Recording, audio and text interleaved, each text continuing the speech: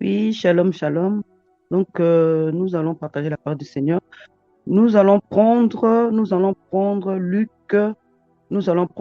23 et nous allons lire le 34. Donc, Jésus dit, Père, pardonne-leur car ils ne savent, ils ne savent ce qu'ils font. Ils se partagèrent, ils se partagèrent ses vêtements en tirant au sort.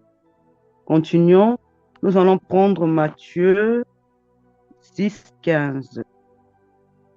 Mais si vous ne pardonnez pas aux hommes, votre Père ne vous pardonnera pas non plus vos offenses.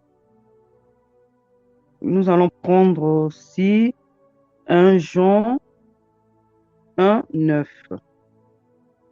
Si nous confessons nos péchés, il est fidèle et juste pour nous les pardonner et pour nous purifier de toute iniquité.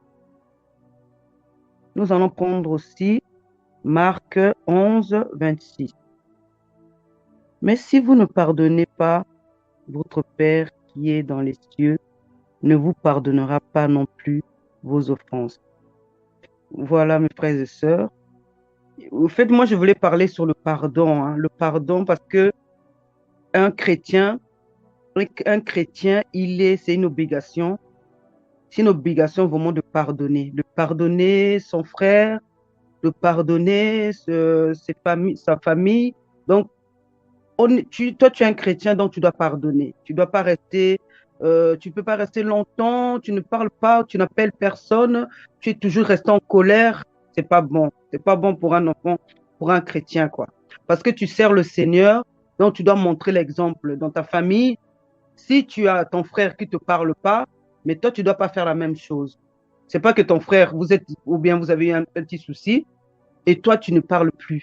Tu ne parles plus, lui aussi ne te parle pas. Donc, c'est à toi de. C'est toi, tu es chrétien. Donc, tu ne peux pas faire la même chose que lui. Toi, tu dois lui montrer, tu dois montrer l'exemple que toi, tu es chrétien. Donc, tu sers le Seigneur. En vérité, tu sers le Seigneur. Donc, tu dois pardonner. Tu dois toujours pardonner. Même 10 000 fois, tu dois pardonner. Et notre Seigneur Jésus, hein, c'est lui le maître du pardon. C'est lui vraiment, il est vraiment le maître de tout, hein. Il pardonne vraiment nos péchés. Combien de fois nous on a péché? Combien de fois on lui parle, il est toujours là, il nous écoute. Donc nous aussi on doit faire la même chose, hein. Tu as un petit souci avec ton mari, tu as un souci avec ta femme. Vous devez vous pardonner, vous devez vous entendre pour que la maison aussi, il y a l'harmonie dans la maison, pour que le diable ne rentre pas dans votre maison aussi, parce que le diable, il adore ça. Le diable, il adore qu'il y a des disputes dans la famille, donc il y a des querelles, il adore ça, le diable. Donc nous devons montrer que nous servons le Seigneur. Toi, tu sers le Seigneur, tu sers vraiment le Seigneur. Tu dois pardonner, tu dois parler, tu dois appeler tes parents, même tes parents, hein, appeler tes parents, leur demander des nouvelles. Donc, tu ne dois pas rester toujours en colère, c'est pas bon. Parce que ça va t'amener des ennuis et puis tu seras pas bien, quoi. Donc, c'est le Seigneur qui nous demande aussi de pardonner, hein. 1000 fois, on peut pardonner parce que c'est lui notre Dieu, il est le maître de pardon. Lui, il a toujours pardonné. Il nous a pardonné toujours nos péchés. Il pardonne toujours. Tu as fait des péchés, tu étais dans la drogue, tu vas demander, tu vas parler au Seigneur, tu vas demander au Seigneur de te pardonner tout ce que tu as fait, hein? Tu as fait des péchés et tu demandes au Seigneur, Seigneur, pardonne-moi, hein, pardonne-moi, j'ai pas voulu faire ça, Seigneur, conduis-moi. Et lui, il va toujours te conduire. Il va toujours te conduire parce que tu es son enfant, hein? Et lui, il est monté sur la croix aussi. Il est monté sur la croix, c'est pour nous. C'est pour nous donner une nouvelle vie. Donc, c'est à nous de changer nos cœurs, de changer, de continuer toujours à pardonner nos prochains, de bien parler, de montrer l'exemple, parce que nous sommes des chrétiens. Nous ne parlons pas dans vain. On ne peut pas dire oui, nous sommes chrétiens. Après, il y a des choses, tu ne sais pas arranger les choses, tu ne sais pas parler à ton frère, tu ne sais pas parler à tes enfants, donc ça ne va pas. Donc, il faut toujours pardonner, avoir le cœur, vraiment un bon cœur là, un bon cœur du Seigneur, le Seigneur qui nous a donné un bon cœur. Lui aussi, il a un bon cœur, il sait que nous devons pardonner et ça ira mieux dans notre vie, dans la vie de nos familles, avec nos enfants. Donc, nous serons vraiment bien. Voilà, mes frères et sœurs, c'est le petit message que je voulais dire. Avoir vraiment le don de pardon, donc pardonner toujours. Et c'est vraiment, ça va nous faire du bien et ça ne va pas diviser la famille et ça sera toujours bien dans notre vie, quoi. Bonne journée avec ce message. Que le Seigneur vous garde. Amen, amen, gloire à Dieu. Donc, je vais partager sur le thème, est-ce que le respect des pratiques religieuses peut me garantir le salut? Est-ce que le respect des pratiques religieuses peut me garantir le salut? Voilà, donc nous voyons par-ci, par-là, ça c'est, de toute façon, c'est notre quotidien, hein, de voir que il y a des bien-aimés qui euh, se plient à quatre ou parfois à six pour faire, c'est-à-dire respecter la pratique religieuse. Hein, donc il y a beaucoup de pratiques, hein, au niveau de la religion. Sainte Seine, il y a beaucoup de choses, Sainte Seine, il y a beaucoup de choses, il y a beaucoup de pratiques. Voilà. Alors, est-ce que ces pratiques-là, balayer par exemple l'église, euh, arranger par exemple les habits, voilà. Donc il y a beaucoup de pratiques, hein, au sein de l'église, au sein même de la communauté. Alors, est-ce que ces pratiques, euh, voilà, est-ce que ces pratiques nous donnent le salut? Voilà la question. Est-ce que le respect des pratiques religieuses peut nous garantir le salut? La contribution, les offrandes, la dîme, il y en a beaucoup, ces pratiques. Prenons Éphésiens 2, versets 8 à 9. Car c'est par la grâce que vous êtes sauvés, par le moyen de la foi, et cela ne vient pas de vous, c'est le don de Dieu. Ce n'est point par les œuvres, afin que personne ne se glorifie. Ah, nous avons quelque chose qui est intéressant. Donc, notre salut, s'il faut euh, acheter le salut, ça va être compliqué. Ça, c'est pas possible déjà. Voyez-vous, le salut a été acheté, s'il faut dire ainsi, par Jésus-Christ, par l'œuvre de la croix. Alors, Jésus-Christ, Dieu a agréé cet sacrifice de Jésus-Christ à la croix. Et à ce moment-là, quand nous venons à Jésus-Christ, nous avons automatiquement le salut. Donc, quand nous sommes du côté de Jésus-Christ, nous avons automatiquement le salut. Et cela est gratuit. Il n'y a rien à payer. C'est gratuit. Voyez-vous? Alors maintenant, pour acquérir de façon automatique ce salut, il est impératif que nous soyons aux côtés de Jésus. Cela veut dire quoi? Cela veut dire être comme Jésus-Christ. Être comme notre maître.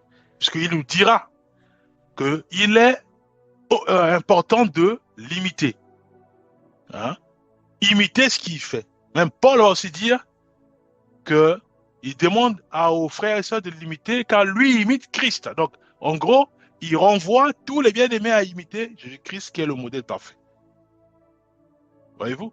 Et quand nous imitons Jésus-Christ, cela veut dire quoi? Cela passe par nos langages. Nous parlons comme lui, nous réfléchissons comme lui, et parler, ça veut dire parler avec douceur, parler avec joie, parler dans l'amour, dans la paix, dans l'abondance du cœur, donc l'amour qui remplit nos cœurs. Voyez-vous? Imiter Jésus-Christ, c'est aussi par notre façon d'être, de se comporter. Voyez-vous? C'est ça, imiter Christ.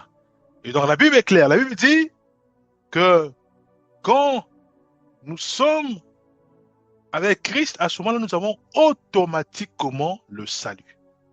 Et quand nous zoomons, cette expression qui dit être à côté de Christ, quand nous zoomons cela, nous allons apercevoir que cela passe par les caractères, cela passe par nos langages, cela passe par nos cinq sens, ce que nous voyons déjà. Est-ce que ce que nous voyons, Jésus-Christ peut voir cela? Est-ce que si je regarde un frère à moitié nu ou une sœur à moitié nue, est-ce que Jésus-Christ peut aussi voir ce que je vois? La réponse, elle est non. Voyez-vous, donc à ce moment-là, donc nous ne sommes pas du côté de Christ, puisque Jésus-Christ, lui, peut jamais voir une personne à moitié nue. Voyez-vous? Donc, la Bible est claire. La Bible est claire. La Bible dit qu'il n'y a plus de condamnation pour ceux et celles qui sont en Jésus-Christ. Il n'y a plus de condamnation pour ceux et celles qui sont en Jésus-Christ. Cela veut dire quoi? Cela veut dire que je suis en Christ, c'est fini, il n'y a plus de condamnation. Je suis en Christ. Et quand nous zoomons maintenant, cette expression qui dit je suis en Christ, quand nous zoomons, nous allons rendre compte que ça appelle à beaucoup de choses. Ça appelle à ce que je puisse être comme Jésus-Christ, marcher comme lui, parler comme lui. Lui, il n'insultait pas, lui, il ne volait pas, il ne prenait pas la drogue, il ne prenait pas la cigarette. Si je le fais, bien que je sois chrétien, je ne suis pas en Christ. Voyez-vous? Et toutes ces grâces ne peuvent pas m'accompagner. Pourquoi? Parce que je ne suis pas en Christ. Bien que je sois chrétien, que chaque dimanche ou samedi, je suis à l'église.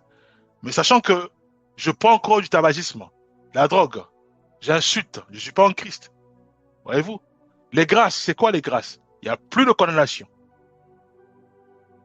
Il y a le salut automatique. Ces grâces-là ne sont pas au rendez-vous. Puisque je ne suis pas réellement en Christ. Voyez-vous? Donc il est important de réaliser que tous ceux et celles qui sont en Christ, cela implique à ce que ces bien-aimés puissent être comme le Maître, en tout et pour tout. Voyez-vous? Notre façon de parler avec douceur, nous attisons la joie, nous rassemblons. C'est la paix qu'on recherche. Voyez-vous? Nous marchons dans la pureté, nous respectons les règles de Dieu, surtout dans la Bible. C'est ce que Jésus-Christ faisait. En aucun cas, il a bafoué les Écritures. La preuve, lui, quand il parlait, il citait les Écritures.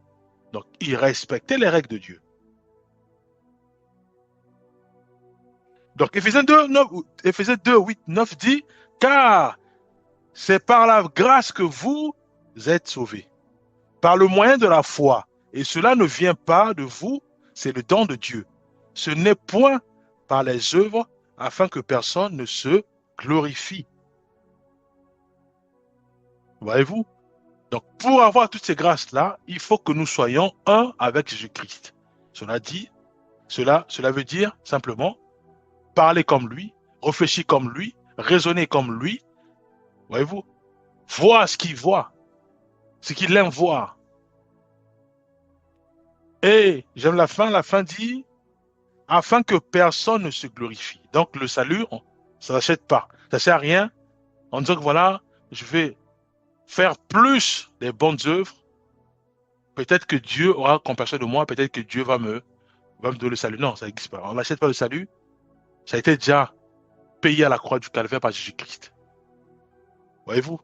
Et donc, nous n'achetons pas le salut. Donc, afin que personne ne soit glorifié. Nous savons tous que Dieu ne donne gloire à personne, qu'à lui-même. La preuve, si nous voyons l'histoire quand nous voyons le vaillant héros,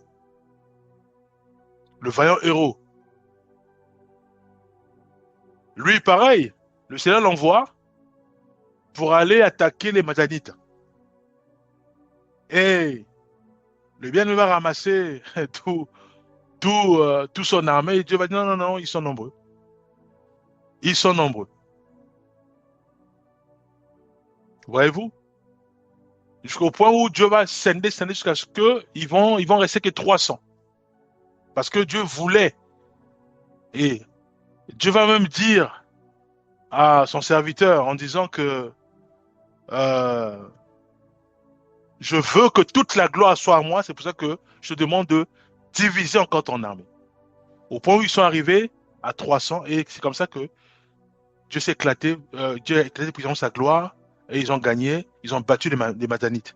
C'est même pas, ils ont battu, c'est Dieu en fait qui a sémé le trouble, et entre eux ils se battaient puisqu'il y avait la terreur de Dieu qui les avait saisis, et les deux-mêmes ils commençaient à se battre et à fuir. Voyez-vous? Donc, nous devons réaliser aussi que la, le respect de la pratique religieuse ne nous garantit pas le salut. Puis la question c'est, est-ce que le respect des pratiques religieuses peut me garantir le salut? La réponse est non. Dans notre verset, prenons Jean 14, 6, qui dit ceci, qui dit, Jésus lui dit, je suis le chemin, je suis la vérité et je suis la vie. Nul ne vient au Père que par moi. Parce qu'il a tout payé à la croix. Parce que Dieu a l'a agréé lui à la croix du Calvaire, ce sacrifice. Et maintenant, le salut passe. Le salut de l'humanité passe par Jésus-Christ. Il est le chemin, il est la vie, et il est aussi la vérité. Voyez-vous? Nullement il fait mention que non, le fait de donner plus de bœufs, des offrandes, on aura le salut. Non. C'est la foi en Jésus-Christ. Et avoir foi en Jésus-Christ, cela veut dire quoi? Cela veut dire que je veux être comme lui. C'est ça la foi en Jésus-Christ. Je veux être comme lui, je veux faire les choses comme il faisait, je veux marcher comme lui, et je veux réagir avec les autres comme Jésus-Christ réagissait avec les disciples ou avec les bien-aimés à son époque, quand il était sur terre. Voyez-vous? Quand nous réalisons que c'est seule la foi qui nous garantit le salut, à ce moment-là, il est clair et évident que la pratique religieuse ne nous sauve pas. Voyez-vous? Donc si on nous met la pression à l'église, on nous met la pression pour dire voilà, on te voit plus ou tu fais plus les œuvres, ça veut dire que c'est fini pour toi, tu n'as pas le salut. Il faut dire à ce frère ou à cette sœur que ce que tu dis n'est pas biblique. La Bible nous déclare que c'est par la foi en Jésus-Christ que nous avons le salut. Voyez-vous? Romains 3, verset 20 dit ceci. Car nul ne sera justifié devant lui par les œuvres de la loi, puisque c'est par la loi que vient la connaissance du péché. Prenons aussi Matthieu 23, 27 à 28. Malheur à vous, scribes et pharisiens, hypocrites, parce que vous ressemblez à des sépulcres blanches, qui paraissent beaux au dehors, mais qui, au-dedans, sont pleins d'ossements, de mort et de toutes sortes d'impuretés. Jacques 2, 17. Il en est ainsi de la foi. Si elle n'a pas les œuvres, elle est morte en elle-même. Jean 4, verset 23 à 24. Mais l'heure vient, et elle est déjà venue, où les vrais adorateurs adorant le Père en esprit et en vérité. Car ce sont là les adorateurs que le Père demande. Dieu est esprit et il faut que ceux qui l'adorent en esprit et en vérité. Et la vérité, nous savons que c'est Jésus-Christ. Je suis le chemin, je suis la vie et je suis aussi la vérité. On l'a lu tout à l'heure dans Jean 14, 6. Voyez-vous? Donc, le respect de la pratique religieuse ne nous garantit pas le salut. Voyez-vous? Nous devons réaliser que seule la foi en Jésus-Christ nous donne accès au salut, nous donne accès à la protection, nous donne accès à la protection. Donc, il n'y a plus de condamnation pour tous ceux et celles qui sont en Christ. À quel moment? C'est quand nous croyons en Jésus-Christ et que nous manifestons sa parole qui n'est autre que la vérité. Quand nous marchons conformément à sa parole, oui, il n'y a plus de condamnation. Oui, nous avons le salut. Mais si nous allons à l'église, oui, nous lisons la Bible et que nous faisons pas comme Christ, lui qui n'insultait pas, lui qui ne maudissait pas, lui qui ne remettait pas injure pour injure, malgré qu'il était sur le chemin de la croix vers la mort. Il n'a pas insulté, il n'a pas cherché à se défendre. Voyez-vous? C'est ça, ceux et celles qui sont en Christ. C'est quand ils marchent selon le modèle, l'unique modèle des chrétiens, c'est Jésus-Christ. C'est lui le bon berger. Un maître, quand il a ses brebis, il enseigne ses brebis à être comme lui. Voyez-vous? C'est pour ça que la parole est claire. Ceux qui sont en Christ ne connaîtront plus la mort. Pourquoi? Parce que ils sont comme leur maître Jésus-Christ. Alors si je lis la Bible et que je vais à l'église et que je parle durement à une personne ou je fais de la dissimulation, je fais de la magie et autres, mais bien aimé, ne soyons pas surpris. Il y aura la condamnation, il y aura toutes sortes de fléaux. Pourquoi? Mais parce que je ne suis pas comme mon maître. 1 Samuel 15, verset 22. L'Éternel trouve-t-il du plaisir dans les holocaustes et les sacrifices? Alors